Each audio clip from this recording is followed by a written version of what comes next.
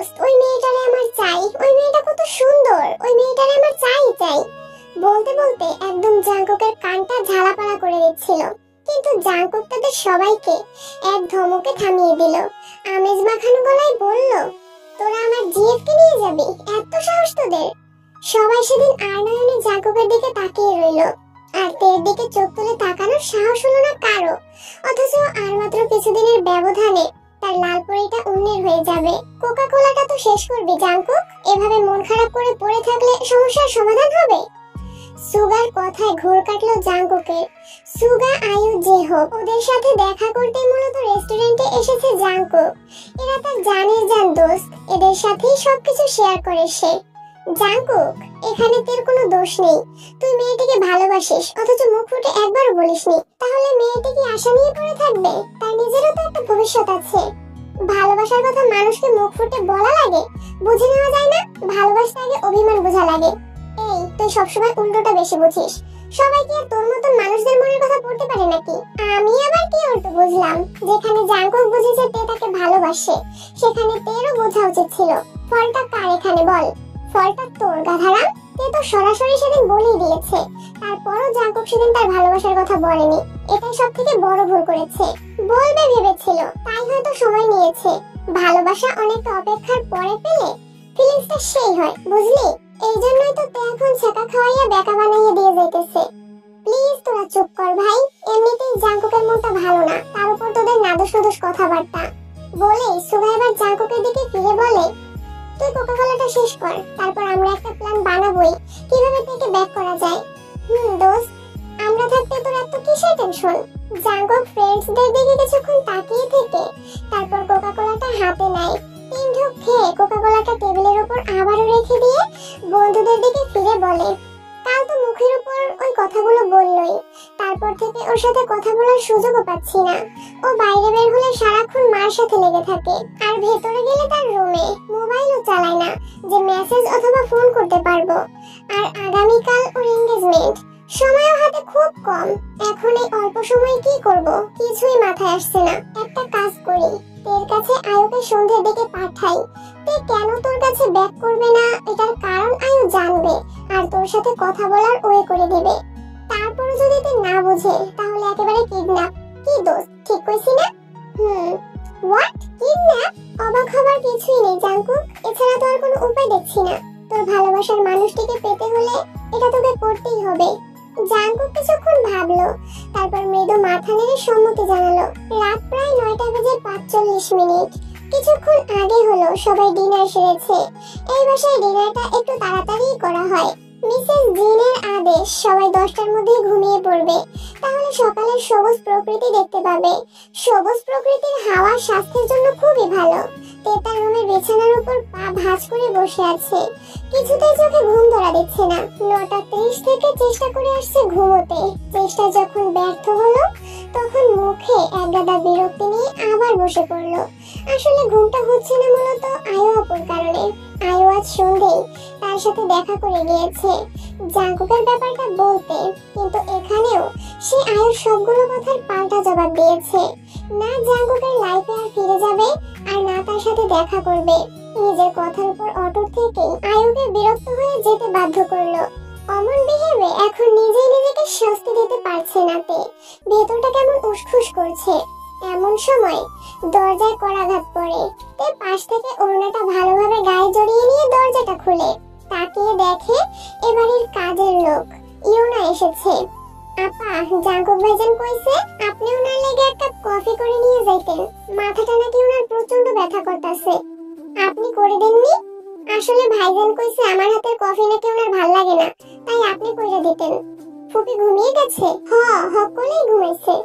তের কফি বানানো শেষ হলেই সে ইউনাকে ডাক দেয় 1 বার 2 বার 3 বার, কিন্তু ইউনার কোনো সাড়া এলো না। ফোনে কল এসেছে কথা শেষ করে চলে আসবে বলে সেই যে রুমে ঢোকে কফিটা ঠান্ডা হয়ে যেতে ধরেছে, তবুও ইউনার এখনো আসার নামগন্ধ দেখছে না। তের খুব রাগ লেগে যায়। সে এখন কফি হাতে নিয়ে এভাবে দাঁড়িয়ে থাকবে, নাকি নিজে গিয়ে জাঙ্কুককে কফির মগটা দিয়ে আসবে? কিন্তু জাঙ্কুকের রুমে তার এখন যাওয়াটা তো একদমই খাটে না, আর যেতেও ইচ্ছে করছে না। ভাবতে ভাবতে তে কিছুক্ষণ নিশ্চুপ দাঁড়িয়ে থাকে। কফি ঠান্ডা হলে কি আমার রুমে নিয়ে যাবি? কারো কণ্ঠস্বরে তার শব্দ ফিরে আসে। সামনে তাকিয়ে দেখে জাঙ্কুক ভাইয়া স্ট্রেট পকেটে হাত গুজে দাঁড়িয়ে। জাঙ্কুককে দেখে তার ভেতরটা থরথর করে কেঁপে ওঠে। বাতুয়ে ঢোক গিলে সে সতর্ক চোখে চারপাশে তাকিয়ে নেয়, মুহূর্তেই মাথাটা নুইয়ে আনে। মনে মনে বলে, প্লিজ ভাইয়া, প্লিজ আপনি এখান থেকে চলে যান, কেউ দেখে ফেললে সর্বনাশ হয়ে যাবে। কিন্তু মনের কথা কি আর মানুষ শোনে? জাঙ্কুক তের দিকে কিছুক্ষণ স্থির চাহনিতে তাকিয়ে থেকে তারপরে বলে, তা কফি নিয়ে যেতে এত লেট হচ্ছে কেন? শেষবার আমাকে কফি খাইয়ে তোর স্মৃতিটুকু মনে রাখতে দিবি না? এত তাড়াতাড়ি নির্দয় হয়ে গেলি? তে চুপ থেকে জাঙ্কুকের কথার পিঠে সে কি জবাব দিবে তা সে জানে না। কথা বলছিস না কেন তে? আমার জন্য কি তোর একটুও মায়া হয় না? এখান থেকে যে করেই হোক যেতে হবে, না হলে ইওনা আবার চোখে পড়লে ফুপির কানে, আর তখন কেল্লা ফতে। ভেবেই তে আর চুপ থাকলো না। ভাইয়া আমি রুমে চলে যাচ্ছি, কফিটাই রাখলাম বলেই যেই রুমের দিকে পা বাড়ায় তখনই জাঙ্কুকের বাম হাতটা খপ করে ধরে ফেলে। তের এবার ভেতরটা দুমড়ে মুচড়ে ওঠে। ভাইয়া প্লিজ ছাড়ুন, কেউ দেখে ফেলবে।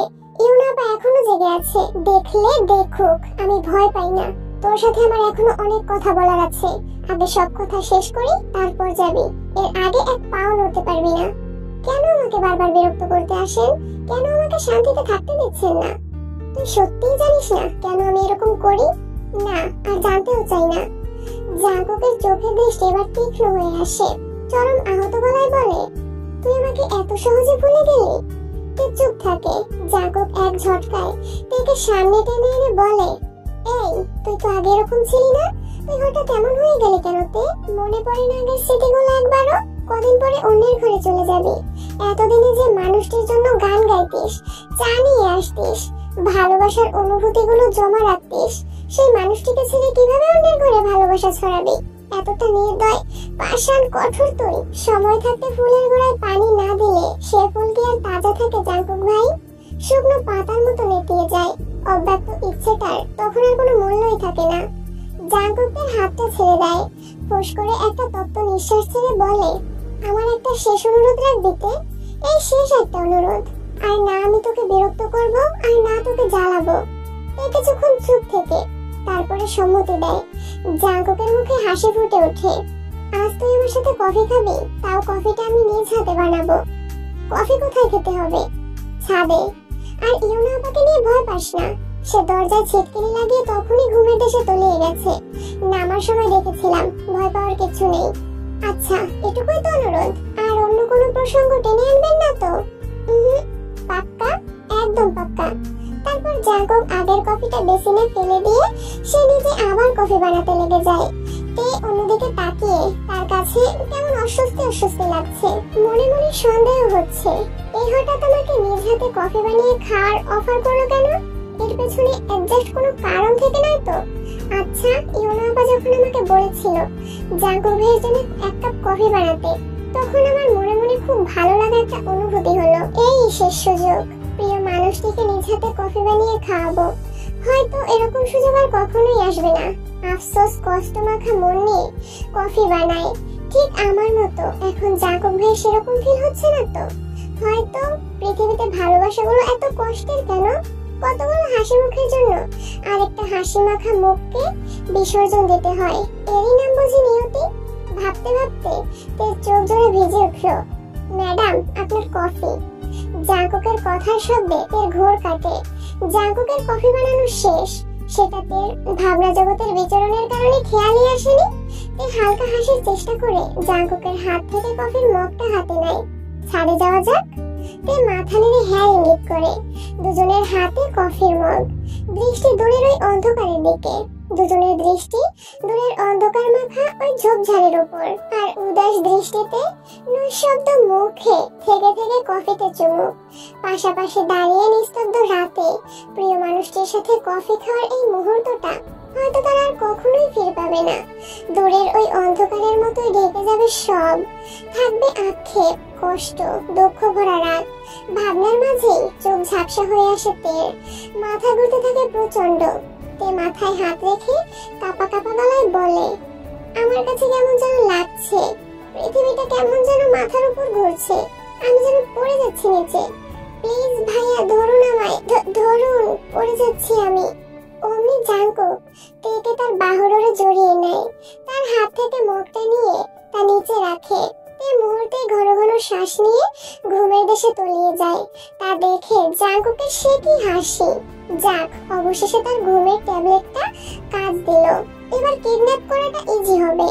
কল বাজতেই যেহেতু এক হাতে ময়ের ভর সামলে অন্য হাতে পকেট থেকে ফোনটা বের করে রিসিভ করতেই উপাস থেকে বলে, মই নিয়ে তাড়াতাড়ি পেছন সাইডে আয়। তো এখন আমার দু হাতের কোলে শান্তিতে ঘুমোচ্ছে, কুইক।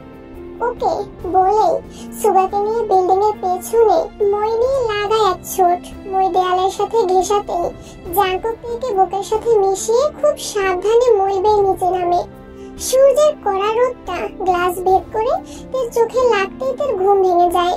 তে পিট পিট করে চোখের পাতা মেলে চারপাশ তাকিয়ে চমকে ওঠে।